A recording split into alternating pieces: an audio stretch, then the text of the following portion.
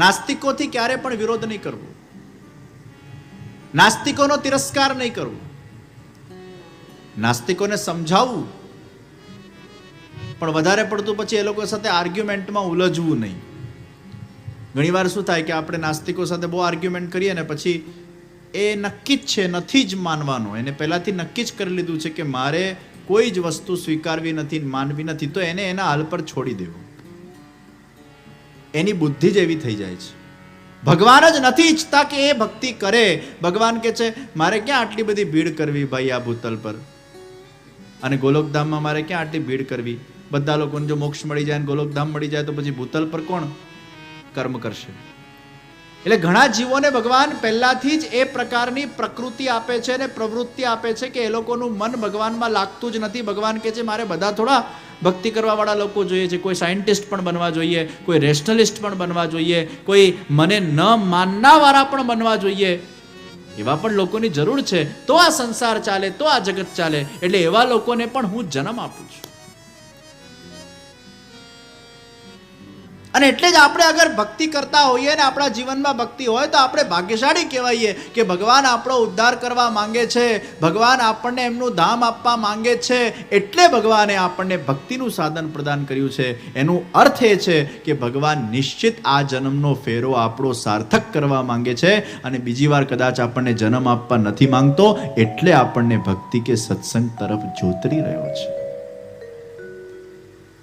પણ જેનું મન ભગવાનમાં નથી લાગતું એને એના હાલ પર છોડી દેવું, પુરુષાર્થ કરવો, પછી ન માને તો હરી ઈચ્છા. અને આ દુનિયાના અંદર हर एक का सर्जन ईश्वर करते हैं और हर एक को एक प्रकृति देते हैं. તો જેનું સર્જન જેના માટે થયેલું છે એ વ્યક્તિનું ત્યાં ગંતવ્ય થાય ને થાય જ.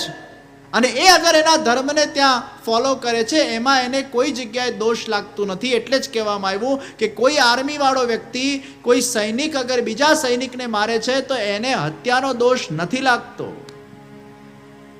આત્મરક્ષણ માટે, સેલ્ફ ડિફેન્સ માટે કદાચ તમે કોઈને મારી નાખો છો, કદાચ સેલ્ફ ડિફેન્સથી તમને દોષ નથી લાગતો. પાગલપનમાં તમે કશું કરી નાખો છો, તમને દોષ નથી લાગતો. પાગલપન એટલે કોઈ પાગલ માણસ હોય ને કોઈને મારી નાખે, મેન્ટલ હોસ્પિટલમાંથી ભાગી નીકળેલો હોય અને એને સેન્સ જ નથી કે શું કરવું, શું વિચારવું અને કઈ રીતે વર્તન કરવું, અને કદાચ કોઈકને મારી નાખે, એને પણ દોષ નથી લાગતો. એક નાનું બાળક અગર કદાચ ખોટું કામ કરી નાખે છે એને દોષ નથી લાગતો. એકવાર આફ્રિકામાં પ્રસંગ બનેલો કે એક નાનો બાળક હતો, એકદમ નિર્દોષ બાળક, એને કંઈ ખબર નહીં કોણે પિસ્તોલ કહેવાય, અને બાપુજી પોલીસમાં હતા, ભૂલથી પેલું ટ્રિગર દબાવી દીધું અને પપ્પાને જ મારી કાઢ્યા. ટ્રિગર દબાવી દીધું ક્યાંક. હવે એમાં એને શું દોષ લાગે? તો બાળપણમાં થયેલા દોષો, પાગલપનમાં થયેલા દોષો, યુદ્ધના મેદાન પર કોઈને મારવામાં આવે એના દોષો લાગતા નથી. અને એટલે ક્ષત્રિયોને નોનવેજ ખાવાનો અધિકાર હતો પ્રાચીન સમયમાં, કારણ કે ક્ષત્રિયને લડવાનું હતું. અને યુદ્ધ મેદાનના અંદર અગર તમારે લડવા જવાનું હોય અને કદાચ તમે એ માંસાહાર ખાઓ છો, એમાં તમને દોષ નથી લાગતો, કારણ કે યુદ્ધ મેદાનમાં લડતી વખતે તમારા અંદર પ્રતિશોધની ભાવના જોઈએ, રિવેન્જિંગ ભાવના જોઈએ, મારી નાખવાની ને તોડી નાખવાની ભાવના જોઈએ. અને એવી ભાવનાઓનું સર્જન ત્યારે જ થાય જ્યારે તમારામાં તમો ગુણ વધે. અને તમો ગુણ ક્યાંથી વધે? તો માંસાહારથી વધે. એનો દોષ નથી. આજે ઘણા ક્ષત્રિય કે અમે તો ક્ષત્રિય, અમારાથી તો બધું ખવાય ને લેવાય. કોણે કીધું તમારે રણ મેદાનમાં લડવા જવાનું છે? તમારે રણ મેદાનમાં લડવા જવાનું હોય તો ખાઓ. આમ ધંધો કરતા હોય, જોબ કરતા હોય, બિઝનેસ કરતા હોય, અમે તો છે ને ક્ષત્રિય એટલે અમારાથી તો બધું ખવાય. ખોટી વાત છે. રણ મેદાનમાં લડવું હોય તો ખવાય ભાઈ. હવે પેલો એકાદશી કરતો હોય ને ઉપવાસ કરતો હોય ને બહુ જ સાત્વિકતાનો આહાર લેતો હોય તો પછી એના અંદર તો કેવો ભાવ આવી જાય? ફરગિવનેસ, ફરગિવનેસ, ફરગિવનેસ. કોણ લડે? કોણ આ માથાચીક કરે? માફ કરો યાર, ઊંચું મૂકો, આમાંથી બહાર નીકળો. પ્રતિશોધની ભાવના જાગૃત કરવી હોય તો તમો ગુણ જોઈએ. એનો દોષ નથી. और इसलिए भगवान ने अर्जुन को कहा, लड़ना तेरा धर्म है, लड़ना तेरा कर्म है, और तू अपने धर्म और कर्म से अगर च्युत होता है तो वो तेरा सबसे बड़ा अधर्म है. રણ મેદાનમાં લડવું આવશ્યક છે. મહાપ્રભુજી કહે છે, ત્રિદુઃખ સહનમ ધૈર્યમ, સહન કરો, સહન કરો, સહન કરો. અને ભગવાન કૃષ્ણ ગીતામાં કહે છે, યુદ્ધ કરો, યુદ્ધ કરો, યુદ્ધ કરો. તો કિસકા માનોગે? મહાપ્રભુજીનું માનશો કે કૃષ્ણનું માનશો? અને બંનેના સિદ્ધાંતમાં કોન્ટ્રડિક્શન છે. એક કે છે સહન કરો, એક કે છે લડો. કોનું માનશો? અને આપણે તો બધા હોશિયાર ને, જે વખતે જેની જરૂર હોય એના ખોળામાં બેસી જઈએ. ના લડવું હોય તો આપણે મહાપ્રભુજીને યાદ કરી લઈએ. આપણા ત્યાં તો પુષ્ટિ માર્ગમાં મહાપ્રભુજીએ કીધું છે, સહન કરો, સહન કરો. અને લડવું હોય તો પાછું ગીતા કાઢીએ. કૃષ્ણ ભગવાને કીધું છે, અન્યાયના ખિલાફ આવાજ ઉઠાવવી જોઈએ, લડવું જોઈએ. જે વખતે જે વસ્તુની આવશ્યકતા હોય એ વખતે એ સિદ્ધાંતને જીવનમાં વાપરવા જોઈએ. આ બધા સિદ્ધાંતો એ આપણા જીવન માટે છે, પણ કયા સિદ્ધાંતને ક્યાં અપ્લાય કરવો એ બહુ મહત્વનું છે. જેને ભક્તિ માર્ગમાં આગળ વધવું છે ને ભગવાનને પામવું છે એને સહન કરવું છે, પણ જે કર્મ માર્ગમાં આગળ વધતો હોય અને જેના અંદર ઘણા બધા કાર્યો કરવાની ઈચ્છા છે અને એ કર્મ કરતા કરતા અગર એના જીવનમાં કોઈ અંતરાય આવે છે, કોઈ એના સાથે અન્યાય કરે છે, અગર કંઈ ખોટું થાય છે તો એ ખોટા થવાના સામે આવાજ ઉઠાવી જોઈએ, એના સામે વ્યક્તિએ લડવું જોઈએ. એ કર્મ માર્ગનો સિદ્ધાંત છે. તમારો મૂળ સિદ્ધાંત કયો છે એના આધાર પર નક્કી થાય કે તમારે સહન કરવું જોઈએ કે તમારે લડવું જોઈએ.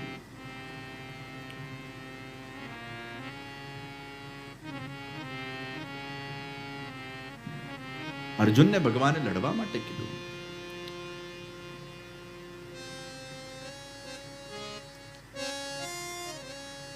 तो निश्चित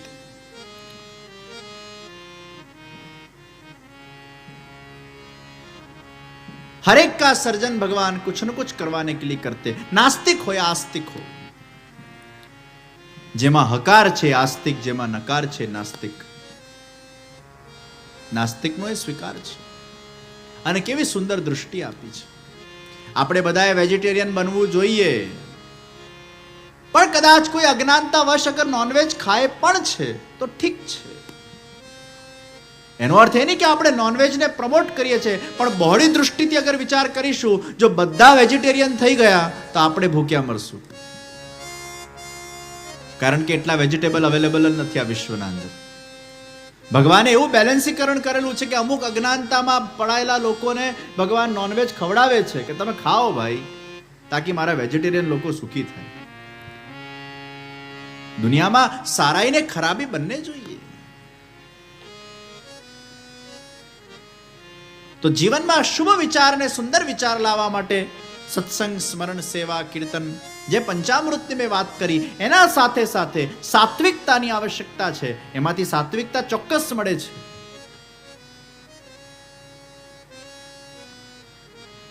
સત્વમ સંજાયતે જ્ઞાનમ રજો રાગાત્મકમ વિદ્ધિ તૃષ્ણા સંગ સમુદ્ભવમ. રજો રાગાત્મકમ વિદ્ધિ તૃષ્ણા સંગ સમુદ્ભવમ.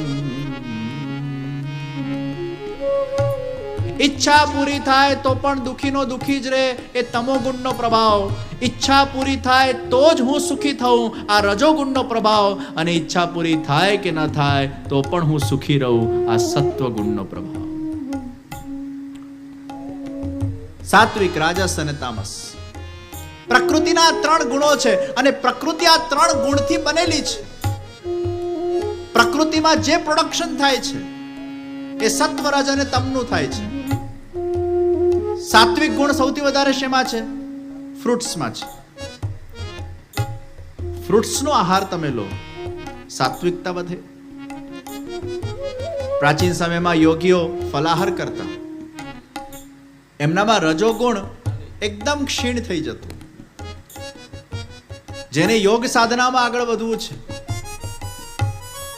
જેને કોન્સન્ટ્રેશનના પ્રોબ્લેમ્સ છે, જેને ફોકસ પ્રોબ્લેમ્સ છે, તમારા છોકરાઓમાં ઘણીવાર ફોકસ પ્રોબ્લેમ હોય, કોન્સન્ટ્રેશન પ્રોબ્લેમ હોય, એને યાદ ન રહેતું હોય, આવું જ્યારે થવા લાગે ત્યારે સમજજો સત્વ ગુણ ઘટી ગયું છે.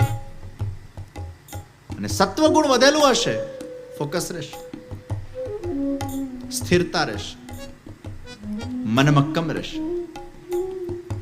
એ સત્વ ગુણને વધારવા માટે આપણે ફલાહાર કરીએ છીએ. ફ્રૂટ્સમાં મેક્સિમમ સત્વ ગુણ છે. Fruits are very good for health also and very good for mind also. So eat more fruits.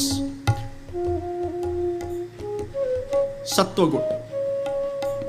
Fasting થી સત્વગુણ વધે છે. કાલે એકાદશી છે, ફાસ્ટ કરજો. તો એકાદશીમાં 11 ઇન્દ્રિયોની શુદ્ધિ ફાસ્ટ કરવાથી સત્વગુણ વધે છે. મૌન વ્રત રાખવાથી સત્વગુણ વધે છે. ક્યારેક ક્યારેક સમય મળે મૌન રાખો. ઊંઘવાન ટાઈમે નહીં, જાગતા દિવસમાં 1-2 કલાક મૌન. તો વીકમાં મારો નિયમ છે દર ગુરુવારે મૌન આખો દિવસ. સવારે ઉઠતા સાથે બીજા દિવસની સવાર હવન પૂરું થાય પછી મૌન તોડવાનું. એટલો આનંદ આવે.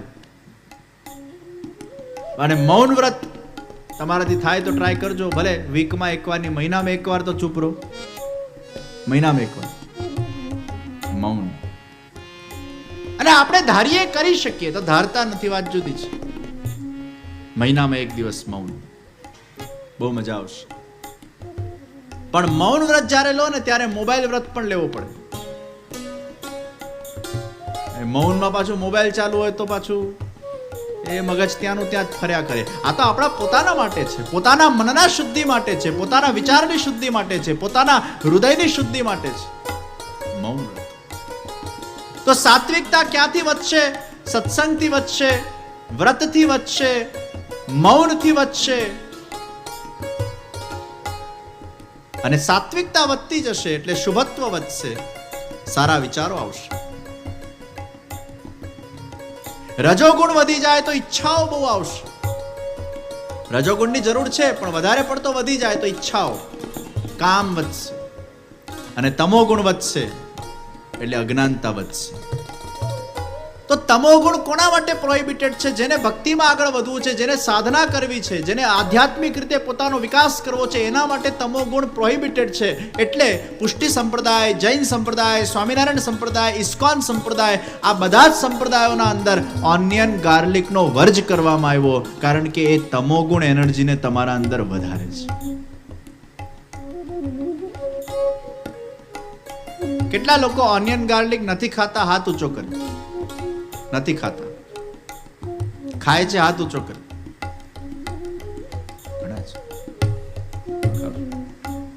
ખાવ છો? નથી ખાતા?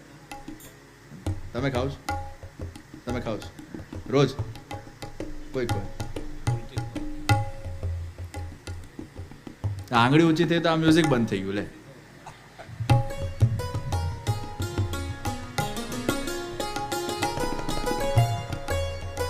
કથા રસ પિયા કર ને એટલે ઓનિયન ગાર્લિક અસર નથી કરતું. કથા શ્રવણ કર્યા કર.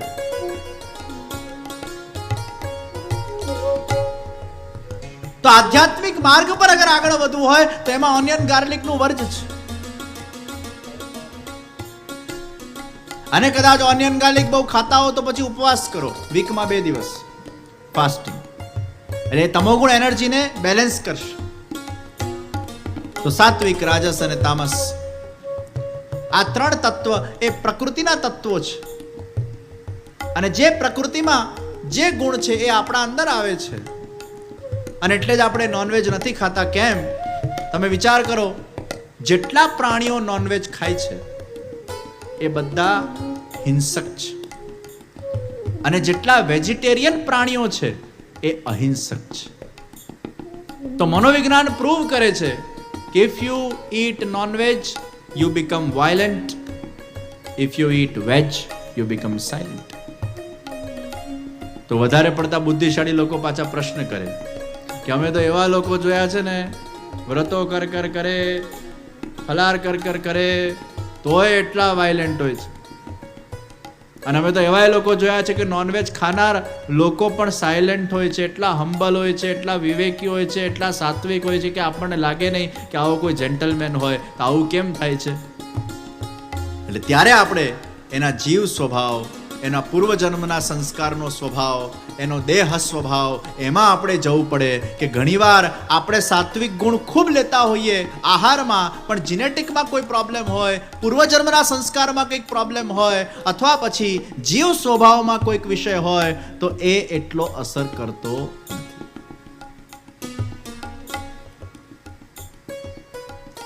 માતા પિતાએ નોનવેજ ખૂબ ખાધા હોય એટલે એમના જીનેટિકમાં નોનવેજ આવ્યું, એટલે તમારા અંદર ઇનબિલ્ટ આવ્યું. હવે તમે કેટલાય વ્રત કરો પણ પેલું ઇનબિલ્ટ તો જીનેટિક રહેવાનું, એ તમને ક્યાંક ને ક્યાંક અફેક્ટ કરે.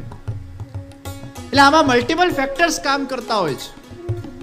એમાં કયું ફેક્ટર તમારા સાથે કામ કરી રહ્યું છે ધેટ ગોડ નોઝ. પણ સાત્વિક આહાર, સાત્વિક વિચાર, સાત્વિક આચરણ.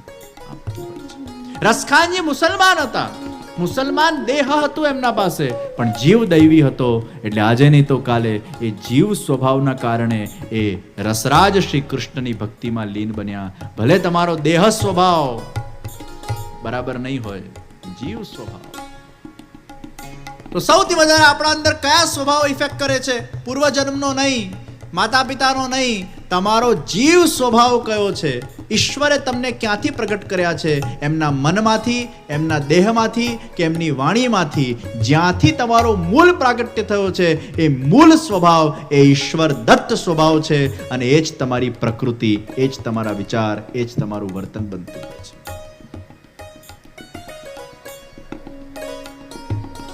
તો mind is the bank of good and bad thoughts. તો 3 વિષયને કેન્દ્રમાં રાખજો: સત્ય, શુભ અને સુંદર.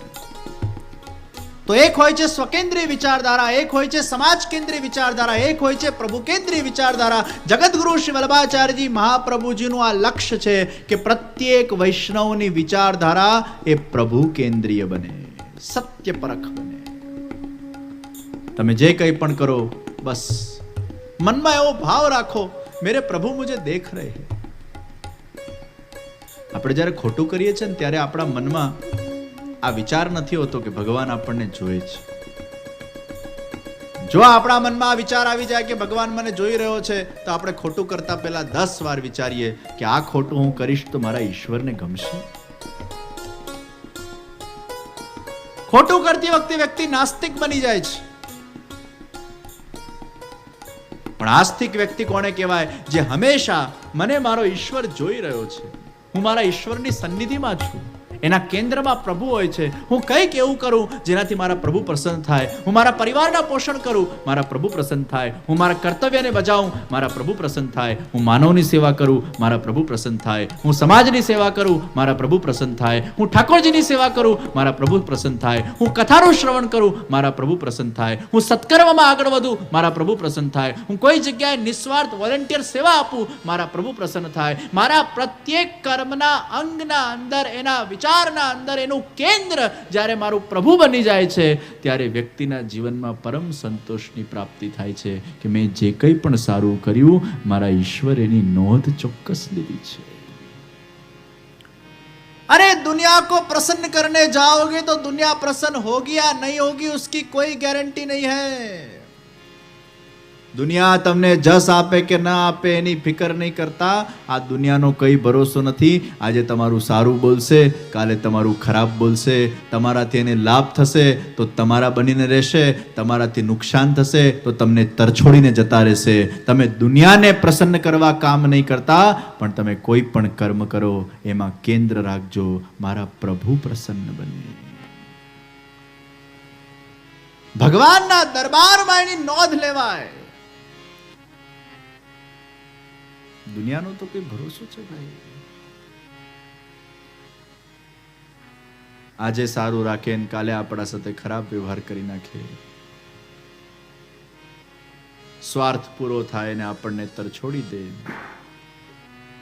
એ દૂધમાંથી માખી કાઢીને એવો ફેંકી દે, આપણને ઓળખતોય ના હોય. દુનિયાનો કોઈ ભરોસો નથી, પણ ઈશ્વર નોંધ લે છે. એટલે જ આપણે ઠાકોરજી સામે શું કહીએ છીએ? મન વાણીને કર્મથી ભગવાન કઈ ભૂલ થઈ હોય તો માફ કરજે. સૂર્યસ્ય મામન્યુષ્ય મન્યુપતયશ્ચ મન્યુકૃતેભ્યો પાપેભ્યો રક્ષંતામ યદ્રાત્ર્યા પાપમ કાર્ષમ મનસા વાચા હસ્તાભ્યામ પદભ્યામ મુદ્રેન શિષ્ણા રાત્રિસ ધવલમ પતુ યત કિંચિત દુરિતમ મૈદમામ મૃત્યોનો સૂર્યે જ્યોતિષી જુહોમિ સ્વાહા. મનસા વાચા હસ્તાભ્યામ, મનથી, વાણીથી, કર્મથી. તમને એમ લાગે છે કે તમે જે વિચારો છો ભગવાન સુધી નથી પહોંચતા? અરે આપણા મનનું ડાયરેક્ટ ભગવાન સાથે ડાયલિંગ છે. તમે જે વિચારો છો એ ઠાકોરજી સુધી પહોંચે છે. એટલે જ મનથી ઘણીવાર દોષ થતા હોય, વાણીથી દોષ થતા હોય, ઘણીવાર કર્મથી દોષ થતા હોય. હે પ્રભુ, મન વાણી કર્મથી જે દોષ થયા હોય એને માફ કરજે, અને તું મને સારા વિચાર આપજે, તારા વિચાર આપજે. तो परमात्मा हमारा केंद्र बनना चाहिए, सत्य हमारा केंद्र बने. सत्य ही शाश्वत है, सत्य ही परमात्मा है, सत्य ही अनूठा है. ब्रज मंडल के अंदर सत्य रूप पूर्ण पुरुषोत्तम श्रीनाथ जी बाबा का मंगल प्रागट्य हुआ. गुरु और गोविंद का मिलन हुआ, અને બધાનું કેન્દ્ર એ શ્રીનાથજી બાબા બન્યા છે. સર્વ વ્રજવાસીઓ ઠાકોરજીના દર્શન કરવા રોજ જાય. સર્વના મનમાં, હૃદયમાં, વિચારોમાં કઈ રીતે અમે ભગવાનને સુખ આપી શકીએ એ વિચારો એમના કેન્દ્ર બન્યા છે. અને જે તમારું કેન્દ્ર હશે એ જ તમારા વિચાર હશે. કુમ્મનદાસજી ભગવાનના પ્રિય સખા, અને રોજ કુમ્મનદાસજીના સાથે ભગવાન ખેલવા પધારે. કુમ્મનદાસના ખભા પર ભગવાન બેસે. સાક્ષાત ભગવાન લીલા કરવા માટે પ્રગટ થયા છે, સાક્ષાત્કાર પ્રદાન કરી રહ્યા છે.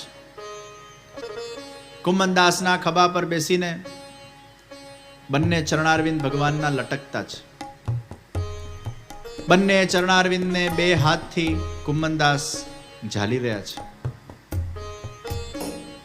એ ભગવાનના દિવ્ય કોમલ ચરણારવિંદનો એ કોમલ સ્પર્શ કુમ્મનદાસજીના મન બુદ્ધિને પાવન કરી રહ્યું છે.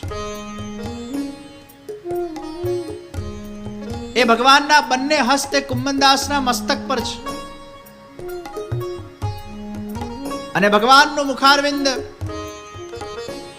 શોભાયમાન થઈ રહ્યું છે. એ સુંદર કમલ નયન, નાસિકા અદ્રોષ્ટ, એ ઘુંઘરાલા ભગવાનના વાળ, એ ભક્ત અને ભગવાનની આ સવારી કોઈક જીવ પર કૃપા કરવા માટે આગળ વધી રહી છે.